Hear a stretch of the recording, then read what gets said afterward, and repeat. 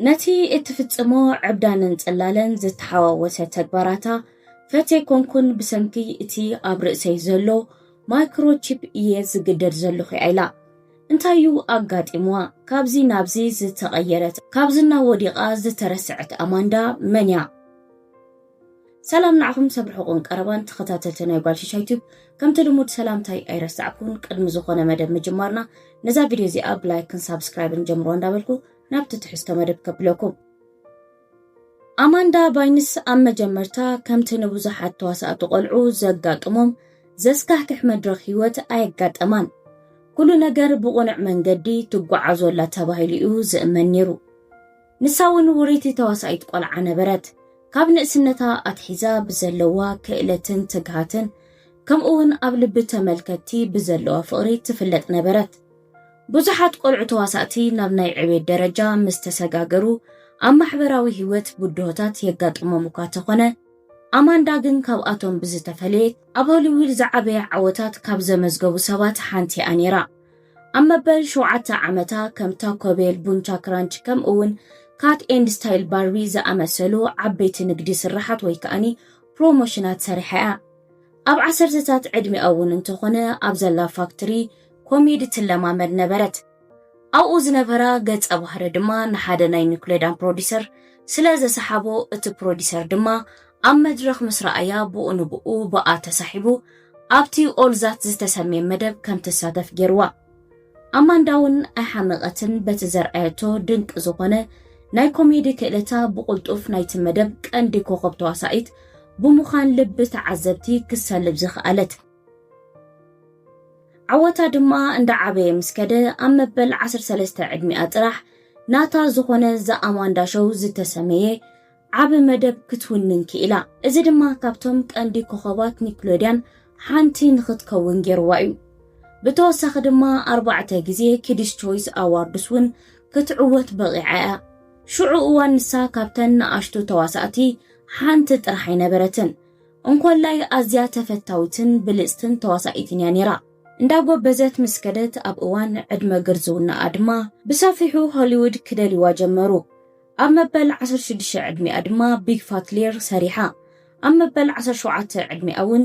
ኣብታ ዋት ኤገር ወንትስ ተዋሲኣ ብተወሳኺ ድማ ን4 ዓመታት ብዓወት ዝተረኣየት ዋት ኣይ ላይክ ኣባውት ዩ ዝተሰመየ ሲቲኮም ትሳተፍ ነበረት ብድሕሪኡ እውን ኣብ ዓመተ 2006 ኣብ ሺኢ ዘማን ዝተሰመየ ፊልም ዓባ ዓወታ መዝገበት ኣብዛ ፊልም ኣማንዳ ከም ወዲ ተመሲላ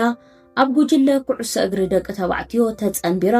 ክትጻወት ከላ እያ ትረአ እዛ ፊልም ድማ ንነዊሕ ዓመታት ቀዳመይትን ኣዝያ ተፈታዊትን ምርጫ ተዓዘብቲ እያ ነይራ ቀፂላ እውን ኣብ 2007 ዓመተ ምህረት ሄር ስፕሬይ ኣብ 2010 ዓመተ ምህረት ድማ ኢዚ ኤይ ዝተባህላ ስራሓት ሰሪሓ እያ ብደገ ንዝሪኣ ኣማንዳ ባይስ ደው ዘይትብል ትመስል ነበረት ዓወታታ ካብ ዕለት ናብ ዕለት ይጸፋጸፉ ነበሩ ንሳ ካብቲ ንመንእስያት ዘጋጥሞም ዝነበረ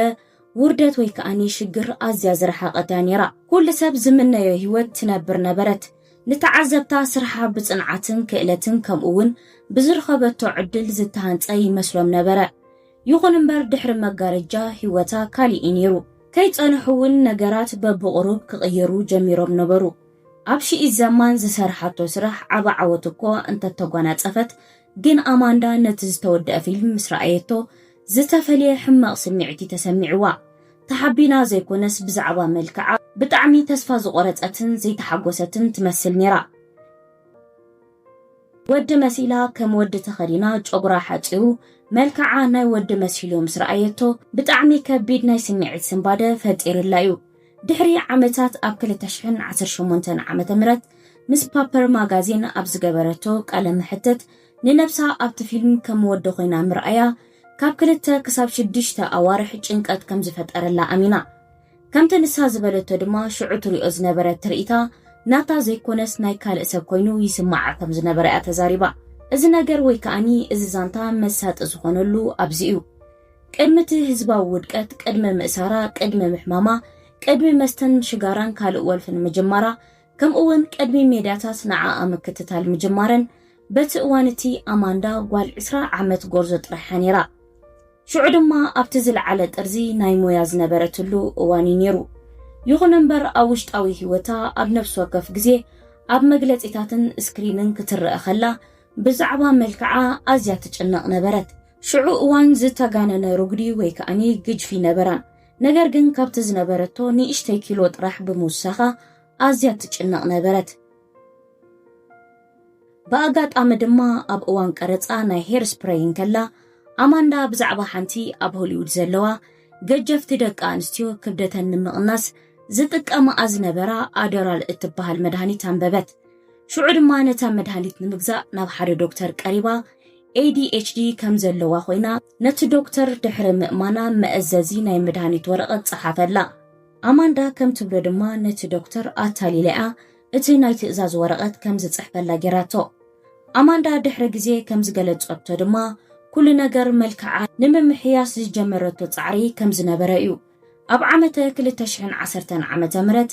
ኣማንዳ ምስቲ ኣደራል ዝበሃል መድሃኒት ዝነበራ ጥምረት እንዳሓየለ መፀ። ኣብ እዋን ቀረፃ ሆልፓስ እቲ መድሃኒት ብቁልጡፍ ንኽሰርሓላ ብምሕሳብ ነቲ ከኒና ኣብ ውሽጢ መኪናኣ ተሓቢኣ ተወስዶ ነበረት። እቲ መድሃኒት ንዓኣ ከምቲ ትደልዮ ኣይሓገዛን።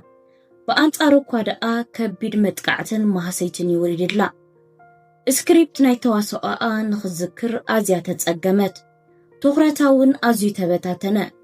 ከም ቀደማ ብብቕዓት ክትሰርሕ ወይ ከዓኒ ክትዋሳ ኣይከኣለትን። ኣብ ኩሉ ነገራታ ደንበርበር ስለ ዝበለት ድማ ኣብ መወዳእታ ካብቲ ፊልም ውፅእዋ። እቲ ናታ ገጸ ባህሪ ድማ ብኣሌክሳንድራ ዳዳሪዮ ዝተባሃለት ተዋሳኢት ተቐየረ። በታ ዓመት እቲኣ ኣማንዳ ኣብ ኢዚኤ ተዋሲኣ ነይራ። እዛ ፊልም እዚኣ ከዓ ካብ ሆሊውድ ቅድሚ ምውፃኣ ዝሰራሓታ ናይ መወዳእታ ፊልማ ኮነት። ናብቲ ናይ መጀመርታ ምርኢት ፊልም ክትከይድን ከላ ኣደራል ወሲዳ ትኸይድ ነበረት። እቲ መድሃኒት ኣብ ሓንጎላ ካብ ካልኦት ሰባት ብዝተፈለየ መንገዲ እዩ ሰሪሑ። ብሰንኪ መድሃኒት ዝመፀ ናይ እምሮ ሕማሙን ኣጋጢምዋ ነይሩ እዩ። እቲ ኩነታት ድማ ደጊም ከም ዘይትዋሳእ ገበራ። ኣብ መበል 24 ዕድሚኣ ጥራሕ ኣማንዳ ካብ ተዋስኦ ንኽትወፅእ ዝገበረታ ዘሰንብድ ዘረባ ተዛረበት። ዝኾነ ብጥንቀቐ ዝተዳለወ ናይ ፕረስ ኮንፈረንስ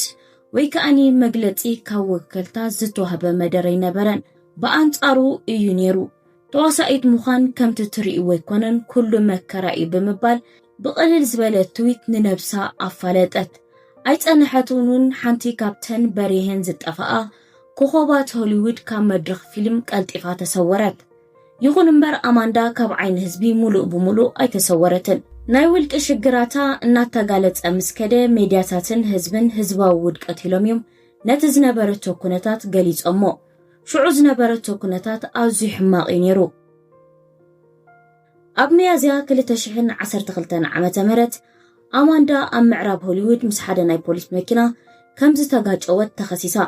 ሽዑ እዋን ድማ ሰኺራ መኪና ክዝውር ከላ እያ ተታሒዛ። ሽዑ ድማ ንሳ ነቲ ክሲ ኣብ ክንዲ ትቕበሎ ናብ ትዊተር ብምኻድ ንቐዳማይ ሚኒስተር ባራክ ኦባማ ብወግዒ ፀዋዓቶ። ኣልኮል ከም ዘይሰተየትን ነቲ ዝኣሰራ ፖሊስ ድማ ሓሳቡ ስለ ዝኾነ ከባርርዎ ከም ዘለዎም ገለጸት። እቲ ናይ ሕጊ ሽግራታ ድማ በዚ ኣየብቅዐን። ድሕሪ ውሑድ ኣዋርሕ ከዓ ካልእ ናይ ሂት ኤንድ ራን ክሲ ተኸሰሰት። ከምኡውን ፍቓድ መኪናኣ ተታሒዙ እንዳሃለወ ክዝውር ከላ ስለ ዝተታሕዘት ከዓ መኪናኣ እውን ተወረሰት። ስማ ድማ ካብ ግዜ ናብ ግዜ እንዳተባላሸወ ኸደ። እቲ ክሲ ድማ ናብ ቤት ፍርዲ ሓለፈ። ኣብ ከምዚ ኩነታት ከላ ድማ ኣብ ውሽጢ ሓደ ሰሙን ናይ ኣማንዳ ወኪል ኣመሓዳሪ ፕሮሞተር ከምኡውን ጠበቃኣ ኩሎም ካብ ጥቃኣ ረሓቑ። እቶም ካብ ንእስነታ ኣትሒዞም ዝሕልውዋ ዝነበሩ ሰባት ብኡ ንብኡ ተሰወሩ። ብዘይቲ ናይ ሞያዊ ደገፍ ኣማንዳ ኣብ ዝኸበደ እዋን ህይወታ ንበይና ተረፈት። ተግባራታ ኣብ ማሕበራዊ ሚድያ እንዳተጋነነ ከደ። ብዛዕባ ድሬክ ዘይግቡእ ርእቶታት ትጽሕፍ ነበረት። ንብዙሓት ፍሉጣት ሰባት ከም በዓል ማይሊ ከምኡውን ክሪሲ ትጸርፎም ነበረት። ከምኡውን ንባራክ ኦባማን ሰበይቱ ሚሼል ኦባማን ጽቡቃት ኣይኮኑን ኣግሊኦም ብምባል ትጸርፎም ነበረት። እቲ ትዊት ትገብሮ ዝነበረት ጽሑፋት ድማ ቀልጢፋ ኣብ ውሽጢ ሰዓታት እኳ እንተደምሰሰቶ። ነገር ግን ቅጽበታዊ ስክሪንሾት ግን ኣብ ኢንተርኔት ቀልጢፉ እዩ ዝዝርጋሕ ነይሩ። እቲ ትዊት ቫይራል ምስ ኮነ ድማ ዝያዳ ህይወታ ናብ ዝኸፈአ ደረጃ ክስጉም ጀሚሩ በዚ ኩሉ እትገብሮ ነገራት ድማ ብዛዕባ ኣእምሮዊ ኩነታታ ሕቶታት ተላዕለ ኣብ ጉንበት 2013 ዓመተ ምህረት ኣማንዳ ኣብ ኒውዮርክ ተታሕዘት እዚ ድማ ካብቲ ኣብ 36 ደርቢ ዝነበረ ገዝኣ ናይ ማሪዋና መስተ ብፊኒስትራ ከም ዝደርበየቶም ፖሊስ ሓቢሮም ሰራሕተኛታት እቲ ህንፃውን ኩሉ ግዜ ንበይና ክትዛረብን ከምኡውን ክትትክኽን ከም ዝርእይዎ እዮም ንፖሊስ ሓቢሮም እቲ ፍጻሜታት እንዳቐጸለ ምስከደ ድማ ብዙሓት ሰባት ኣብ ኢንተርኔት እንታይ ከም ዝኾነት ከም ዝፈልጡ ኮይኖም ክዛረቡ ጀሚሮም ገሊኦም ሺዞፍሬኒያ ኣለዋ ይብሉ ገሊኦም ከዓ ባይፖላር ወይ ከዓኒ ሳይኮሲስ ኣለዋ ኢሎም ከውሪላ ጀሚሮም ማሕበራዊ ሚድያታት ናይ ሕሜት መርበባት ከምኡውን ኦንላይን ፎርም ብዘይ ሞያዊ መርመራታት ሕክምና ዘይተረጋገፀ ወረታት ኣዕለቕለቐ ብዙሓት ሰባት እቲ ዝነበረቶ ኩነታት ከም ዝተረድኦም ኮይኖም ይዛረቡ እኳ ተነበሩ እንተኾነ ግን መብዛሕትኦም ብዛዕባ ኩነታት ጥዕናኣ ወይ ከዓኒ እንታይ ዓይነት ሕክምና ከም ዘድልያ ናብ ጥቓኣ ቀሪቡ ዝሓተት ኣይነበረን ድሕሪኡ ከዓ ነቲ ህዝቢ ዘሰንብድ ካልእ ነገር ኣጋጠመ ኣብ ሓምለ 2013 ዓመተ ምህረት ፖሊስ ኣብ ታውዘንድ ኦክስ ካሊፎርኒያ ኣማንዳ ኣብ ዝዓበየትሉ ቦታ ፀገም ከም ዘሎ ምስ ሰምዑ ናብቲ ቦታ ኸዱ ኣብ ካንሸሎ ናይ ሓደ ዘይትፈልጦ ሰብ ገዛ ብምእታው ብጋዝ ነቲ ገዛ ክተቃጽሎ ምስ ጀመረት ተታሕዘት ኣማንዳ ምስቲ ገዛ ወይ ከዓኒ ምስቶም ዋናታት ናይቲ ገዛ ዝኾነ ዓይነት ምትእስሳር ኣይነበራን ንተግባራታ ዝኸውን እውን ዝኾነ ዓይነት መምኽኒት ኣይነበራን እዚ ድማ እታ ቀደም ናይ ኒኮሎዲያን ኮኸብ ዝነበረን ጽብቕቲ ጎርዞ ሙሉእ ብሙሉእ ከም ዝዓበደትን ከም ዝተጸለለትን ከም ዝተቆጻጸርዋን መረጋገፂ ኮይኑ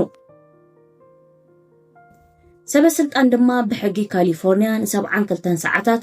ኣብ ሆስፒታል ኣእምራዊ ምርመራ ከም ትጸንሕ ገበርዋ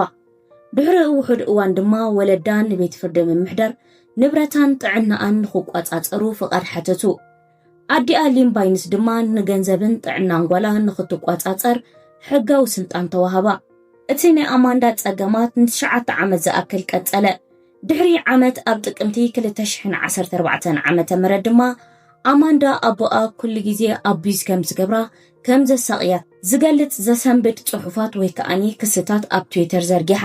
ድሕሪ ውሑድ ሰዓታት ግን ነቲ ጽሑፍ ቀልጢፋ ደምሲሳቶ ሽዑ ድማ በቲ ኩሉ ዝገበረቶ ነገር ከም ዝተጣዕሰትን ኣብ ሓንጎለይ ዘሎ ማይክሮቺፕ ከምኡ ንኽጽሕፍ ኣገዲዱኒ እምበር ፈትየ ኮንክን በለት እቲ መግለጺ ድማ ንብዙሓት ሰባት ብዛዕባ ኣእምራዊ ጥዕናኣ ዝግምትሉን ኣብ ትሕቲ ቁጽጽር ከም ዘላን ቀንዲ መረጋገፂ ኮነ ድሕሪ ሓደ ወርሒ ድማ ኣማንዳ ባይፖላር ከም ዘለዋን ሕክምናን መድሃኒትን ትወስድን ትከታተልን ከም ዘላ ንህዝቢ ፍለጠት ከምኡውን ኣብ ዓመተ 2018 ዓመተ ምህረት ድሕሪ ናይ ነዊሕ ዓመታት ስቕታ ኣማንዳ ባይንስ ኣብቲ እዋን እቲ እንታይ ከም ዘጋጠማ ተዛረበት ከምቲ ኣማንዳ ዝገለጸቶ ድማ እቲ ንዓለም ዘሰንበደ ተግባራታ ብሰንክቲ ዘይተሓከመ ናይ ኣእምሮ ሕማማ ጥራሕ ከም ዘይኮነን እንኮላይ ብመድሃኒትን ካልኦት ናይ መስተን ናይ ዝተፈላለዩ ወልፍታትን ከምኡውን ብሰንክቲ ማይክሮቺፕ ኣለኒ ዝበለቶ ተጸልያ ከም ዝነበረት ያገሊጻ መዓልታዊ ተወስዶ ዝነበረት መድሃኒት ምስ ሓደገቶ ግን ናብ ርእሳ ከም ዝተመልሰት ተዛሪባ መድሃኒት ኣብ ዘይወስደሉ ግዜ ኩሉ ግዜ ናብ ንቡር ኩነታተይ እምለስ ነይረ ኢላ እቲ ተወስዶ ዝነበራት ኣደራል መድሃኒት ከምኡውን ድሕራ ዝፈተነቶም ካልኦት ዝተፈላለዩ መድሃኒታትን ናይ መስተን ናይ ሽጋራን ናይ ካልኦት ወልፍታትን እውን ንኣሰራርሓ ሓንጎላ ብዓቢኡ ከም ዝጸለውዎ ተኣምን እያ ብዛዕባ ሕሉፋ ክትገልጽ እንከላ እቲ ናብ ውድቀት ዝወስድ መገዳ ዝጀመረሉ ኣብታ ሺእ ዘማን ምስ ተዋስአት እዩ መልክዓ ክትርኢ ከላ ዝነበረ ናይ መልክዕ ምቅያር ባህጊ ምዃኑ ትገልጽ ክብደት ንምቕናስ ዝጀመረቶ ጻዕሪ ኣብ መወዳእታ ናብ መስተን ወልፍን ፈጺማ ዘይትገብሮም ዝነበረት ነገራት ንኽትገብር ከም ዘገደደ እያ ትገልጽ ብዛዕባ ንሓንጎላ ዝቆጻጸራ ማይክሮቺፕ ግን ኣብ ዝሃበቶ ጽሑፍ ዝኾነ ዓይነት ንጹር መግለጺ ሃበትን ከምኡውን ኣማንዳ ድሒራ ከም ዝገለጸቶ እዚ ተግባራት እዚ ካብቲ ዘጋጠማ ናይ መስተን ሽግርን ዝመጸ ከም ዝነበረ እዩ እያ ትገልጽ እዚ ተግባራት እዚ ካብቲ ዘጋጠማ ናይ መስተን ሽግርን ከም ዝመጸን ከም ዝነበረን እያ ትዛረብ ኣማንዳ ብዛዕባቲ ዝተዛረበቶ ንሓንጎላ ዝቆጻጸራ ማይክሮቺፕ ትዊት ዝገበረቶ ጽሑፍ ዝሃበቶ መልሲ ግን ንጹር ኣይነበረን ከምኡውን ኣማንዳ ድሒራ ከም ዝገለጸቶ እዚ ተግባራት እዚ ካብቲ ዘጋጠማ ናይ መስተ ሽግር ዝመጸ ከም ዝነበረ እዩ ብተወሳኺ ድማ ሞሊን ኤክስታሲን ከም ዝፈተነትን ከምኡውን ኮኬይን ከዓ ንገለ ግዜ ከም ዝፈተነትን ከም ዝወሰደትን ተዛሪባ ድሕራ እውን ናብ ሪሃብ ኣተወት ካብቶም ብዘይፈቃዶም ኣብ ትሕቲ ሪሃብ ዝነበሩ ሰባት ድማ ብዝተፈልየ መንገዲ ኣማንዳ ሓገዝ ከም ዘድልያ ሓቲታ ነይራ ኣብ 2018 ዓመተ ምህረት ድማ ገና ኣብ ትሕቲ ሪሃብ ከላ ኣማንዳ ምስ ፓፐር ማጋዚን ናይ መጀመርታ ዓቢ ቃለ መሕትት ገበረት ን4 ዓመት ካብ መስተ ተዓቂባ ስለ ዝነበረት ታሪኻ ንኽትነግር ደለየት ኣብቲ ቃለ መሕትት ንዝሓለፈ ተግባራታ ብጣዕሚ ከም ትጣዓሰሉ እውን ገሊፃ ነይራ ኣማንዳ ብዛዕባ ዝበለቶ ቃላት ከም ትሓፍርን ከም ትጣዓስን ተዛሪባ ነቶም ዝጎደኦቶም ወይ ድማ ብጌጋ ዝኸሰሰቶም ሰባት ይቕሬታ ሓቲታ ሕሉፍ ክትቅይሮ ከም ዘይትኽእል እኳ ተፈለጠት ማዕረክ እንደይ ከም ዝተጣዓሰት ግን ህዝቢ ክፈልጠላ ደለየት ንወለዳ ኾነ ንኢንዱስትሪ መዘናግዒ ወይ ከዓኒ ንሜዳታት ኣይወቐሰቶምን ኣይከሰሰቶምን ብዙሓት ሰባት እቲ ቃለ መሕትት ንርእይቶ ህዝቢ ከም ዘቕይሮ ሓሲቦም ነይሮም እንተኾነ ግን ወልሓደ ዓብ ለውጢ መፀን እቲ ህዝቢ ኣብ ድራማታትን መዘናግዕን ተጸሚዱ ስለ ዝነበረ እቲ መዛረቢታት ኣርእስቲ ተረሲዑ ኣማንዳ እንደገና ካብ መድረኽ ዝናኣ ተሰወረት ንህይወታ ንምምሕያሽ ድማ ብትምህርቲ ፋሽን ተጸመደት ኣብ መጋቢት 2022 ዓመተ ምህረት ድማ ናብ ሙሉእ ጥዕናኣ ተመለሰት ይኹን እምበር ኣብ መጋቢት 2023 ዓመተ ምህረት ኣማንዳ ኣብ 90ስ ኮን ክትሳተፍ ነይርዋ እንተኾነ ግን ኣብ መወዳእታ ሰዓት ሰረዘቶ ብድሕሪኡ እውን ተወሳኺ ናይ ኣእምሮ ጥዕና ሽግር ከም ዘጋጠማን ኣብ ሆስፒታል ከም ዝነበረትን ሓቢራ ኣብ መወዳእታ 2023 ዓመተ ምህረት እውን ኣማንዳ ናይ ባዕላ ፖድካስት ጀሚራ ነይራ ግን ድሕሪ ሓንቲ ቪድዮ ኩሉ ነገር ኣቋረፀቶ ናብ ሆሊውድ ንምምላስ ኣብ ክንዲ ትጽዕር ዝያዳ ሓድሽን ህዱእን ህይወት ንኽትነብር መሪፃ ኣብ 2025 ዓመተ ምህረት ድማ ቅድሚ ሕጂ ዝነበራ ናይ ሆሊውድ ኮኸብነታ ተለዊጡ ንቡር ህይወት መሪፃ ካብ ዝና ርሒቓ ናብ ራኣ ትነብር ኣላ ብዛዕባ ጥዕናኣ ክብደት ምቕናስ ድማ ኦዞምፒክ ዝበሃል ናይ መዕበሪ መርፍእ ከም ትጥቀም ኣፍሊጣላ ብተወሳኺ ድማ ምስ ሓደ ዘካሪ ዝተባሃለ ሰብ ፍቕራዊ ርክብ ወይ ከዓኒ ፍቕራዊ ህይወት ጀሚራ ኣብ ህዱእ ህይወት ከም ዘለኣ ሓቢራ ሎሚ ኣማንዳ ባይንስ ክብርን ዝናን ኣይትደሊን እያ ህይወታ ንምምሕያሽ ናብቲ ዝነበረቶ ዓዘቕቲ ንኸይትምለስ እያ ትቃለሰላ ተሓኪማ ይቕሬታ ሓቲታ ህይወታ ዳግማይ ንምንባር ተመሊሳላ ኣብ ዝበዝሑ ናይ ኒውክሌዳን ቆልዑ ዝረኣክዎ ታሪኻት ኣብ ኒውክሌዳን ዝዓበዩ ቆልዑ መብዛሕትኦም መጨረሽቶኦም ብሕማቕ ጥራሕ እዩ ዝዛዘም ብዙሓት ሰባት እውን ነዚ ምስጢር እዚ ክፈልጥዎ ይደልዮም ኣብ ኒውክሌዳን ዝዓበዩ ቆልዑ እንታዮም ዝገብርዎ ዝበዝሑ ቆልዑ እንዳዓበዩ ምስከዱ ህይወቶም ይባላሸዩ ኖርማል ዝነበሩ ቆልዑ ይኹኑ ወላ እውን ኣብ ጽቡቕ ደረጃ ዝነበሩ ቆልዑ ብሙሉኦም እዩ ናይ ህይወቶም ምስቀልቀል ዝወፅእ